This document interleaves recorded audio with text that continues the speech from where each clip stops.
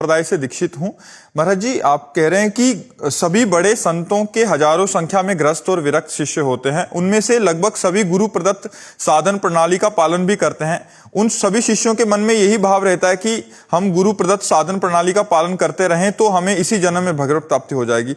महाराज जी, मेरा प्रश्न है कि क्या गुरु प्रदत्त साधन प्रणाली का पालन करने वाले सभी शिष्यों को भगवत प्राप्ति हो जाती है, केवल उन शिष्यों को होती है जिन्हें शरीर रहते हुए स्वरूप बोध अथवा भगवत साक्षात्कार प्राप्त? नहीं, जैसे प्रयत्नशील है, प्रयास बहुत कर रहे हैं साधना में, लेकिन सफलता नहीं मिल रही, तो अंतिम समय जब उनका आता है तो उस समय भगवान उनको सफलता प्रदान करते हैं। क्या?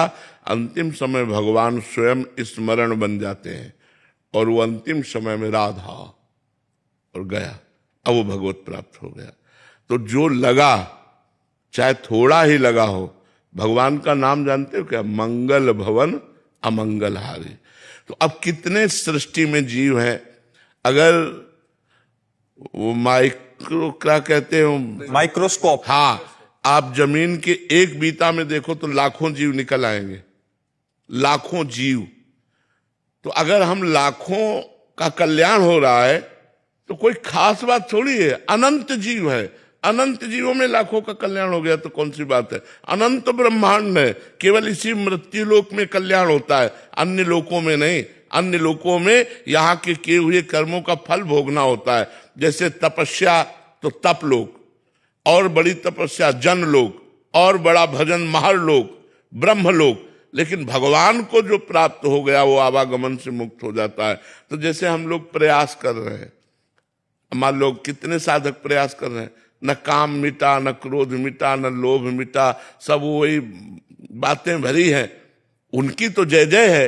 जो जीते जी कामादि दोष रहितम कुर्मान समच, जिन्होंने कामादि दोषों का त्याग कर दिया, भगवान कहते हैं कामादिक मद दम्भ न जाके तात निरंतर बस में ताके।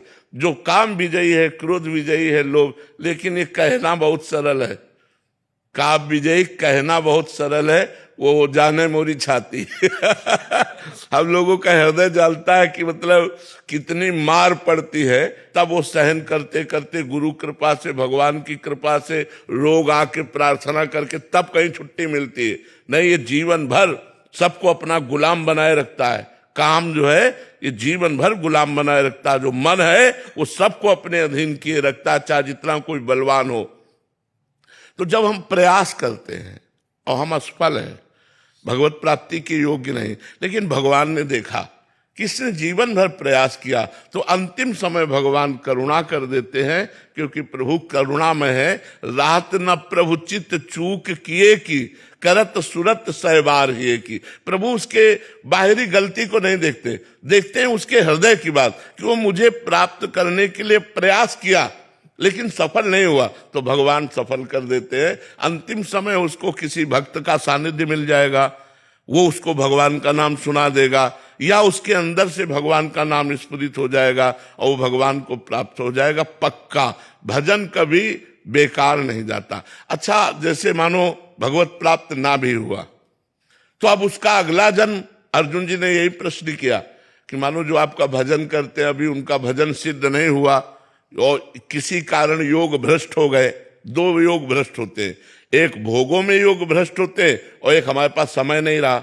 हम योग में तो सही चल रहे लेकिन लक्ष्य को नहीं प्राप्त कर पाए और मर गए, तो हम भी योग भ्रष्ट माने जाएंगे। और एक वो योग भ्रष्ट माना जाएगा जो विषयों में भ्रष्ट हो गया, कंचन काबिनी कीर्ति में भ्रष्ट हो गया, अपने मार्ग को सही नहीं संभाल पाया। तो दोनों प्रकार के योग भ्रष्टों का वर्णन किया कि वो छिन्न भिन्न बादलों की तरह नहीं हो जाते, वो नष्ट नहीं हो जाते, उनको फिर अवसर मिलता है। जो पहला विषयों के भोग में भ्रष्ट हुआ था उसको ऐसे श्रीमान धनी कुलों में जन्म मिलेगा जहां सब विषय की बहुतायत होगी और हर विषय उसे मिलेगा और हर विषय वो भोगेगा, और वो पूर्व जो भजन है वो उसका वैराग्य दिलाएगा, उसको घृणा हो जाएगी विषयों से, और उसी जन्म में वो भगवान को प्राप्त होगा। और दूसरा जो योग भ्रष्ट हुआ वो ऐसे पवित्र योगियों के कुल में जन्म लेगा जहां जन्म से भगवान की साधना मिलेगी और बचपन से साधना करके फिर वो अपनी साधना को पूर्ण कर लेगा।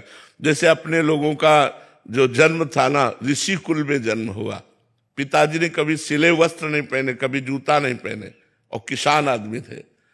और हम लोगों को बचपन से भगवान नाम सुनना, भगवत गीता सुनना, भगवत रामायण सुनना, भगवत भागवत सुनना, ये सब सौभाग्य बचपन से, जब से सुधी हुई तब से सुनने को मिलता है। बड़ा भाई शाम के बैठ के 1 घंटा रोज इस बात की चर्चा, रामायण की चर्चा, भागवत, लालटेन जला करके। तो अब वो संस्कार पूर्व के 13 वर्ष की अवस्था में प्रबल हो गए और घर से बाहर निकाल दिया। पीछे योग भ्रष्ट हो गए, साधना पूरी नहीं हुई, उसे निकाल दिया, पूरा जीवन भगवान के मार्ग में व्यतीत हो गया। तो भगवान का भजन कभी व्यर्थ नहीं जाता। जैसे श्री राजर्षि भरत जी भगवान ऋषभदेव जी के पुत्र हैं, बड़े योगी महात्मा हैं, अपने भगवान की प्राप्ति के लिए राज्य को त्याग दिया, रानियों को, पुत्रों को, परिवार को त्याग दिया, और गंडकी नदी के किनारे एकांत में भजन कर रहे थे। एक दिन वो गंडकी नदी में भगवान सूर्य को अर्घ दे रहे थे तो एक घटना घटी। एक मृगी गर्भवती थी जो प्रसव होने ही वाला था, वो पानी पीने के लिए आई। इतने में पीछे से सिंह ने दहाड़ की, अब वो भयभीत होकर के छलांग मार दी गंडकी नदी में। तो वो बच्चा योनि से धारा में गिर गया और वो गिरी और मर गई। भरत जी ने दृश्य देखा, माँ तो उसकी मर गई और ये बच्चा बहता हुआ जा रहा, दौड़ पड़े, उस बच्चे को उठा के लाए। ऐसा कोई भी दयावान करेगा। अब उसे कुटी में रखा तो बड़ा दुलार करने लगे। धीरे धीरे हरी हरी दूब तोड़ के लाते, अपने गोदी में लिए रहते।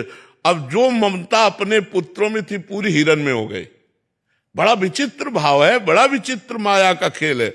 इतनी जोर की ममता हो गई कि भगवान का भजन छूट गया, और मरने का समय आया तो अंतिम समय हिरन का ही चिंतन किया, अगला जन्म हिरन का बना। फिर इतना भजन किया हिरन के शरीर में कि तीसरा जन्म ब्रह्मबोध संपन्न जड़ भरत जी के रूप में हुआ। तो भजन कभी व्यर्थ नहीं जाता। हिरन बने तो गंडकी नदी में ही खड़े होकर के रात दिन भजन करके भगवान का अगला जन्म उनका ब्रह्मबोध संपन्न जड़ भरत जी के रूप में हुआ। तो ऐसा नहीं कि भजन करने वाला कभी व्यर्थ हो जाएगा उसका जीवन। जितना भजन हुआ है तो उसके, अब ये तो निर्णायक भगवान है कि किसको इस जन्म में पास कर देते हैं या किसको अगला जन्म देते हैं, ये तो निर्णय भगवान के हाथ में है।